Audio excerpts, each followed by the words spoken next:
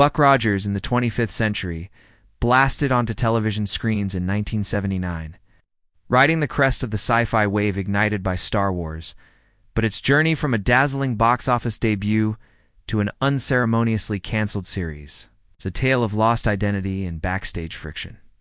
While the character is iconic to the late 7th South, his origins stretch back to Philip Francis Nolan's 1928 novella Armageddon 24/19 AD. The character quickly became a multimedia phenomenon, evolving through a 1929 comic strip, a long-running radio drama, 1932 to 1947, and the beloved 1939 film serial starring Buster Crabbe. However, it was the 1979 revival, developed by Glenn A. Larson and Leslie Stevens, that introduced the hero to the modern era. In a unique strategy, Universal Studios released the pilot as a feature film in theaters before the TV premiere. The gamble paid off, grossing $21 million, and proving that audiences were hungry for the adventures of Captain William Buck Rogers, a 20th-century astronaut frozen for 504 years, who wakes to find a changed Earth protected by the Earth Defense Directorate.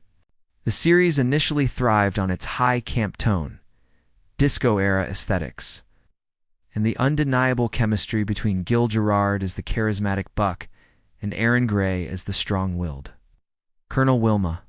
Viewers were charmed by the lighter, adventurous vibe and the inclusion of sidekicks like the robot Tweaky, physically played by Felix Sila and voiced by the legendary Mel Blanc, and villains like Princess Ardala and Kane. However, the show's downfall was precipitated not by a single controversial scene, but by a disastrous attempt to fix what wasn't broken. Behind the scenes, Gil Gerard had frequent conflicts with producers regarding the show's tone. Ironically, while he initially wanted more depth, he became deeply frustrated when Season 2 completely abandoned the show's fun, earthbound premise in favor of a serious, hard sci-fi exploration format.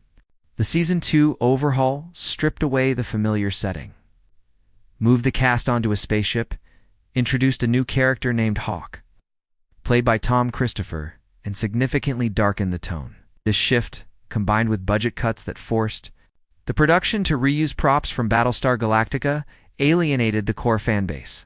The ratings plummeted as the show lost its unique identity, leading NBC to cancel the series in 1981 without a proper finale, leaving storylines unresolved and fans disappointed. In the decades following the cancellation, the cast followed divergent paths. Gil Gerard battled personal struggles with addiction and weight, but eventually reinvented himself as a beloved figure on the convention circuit.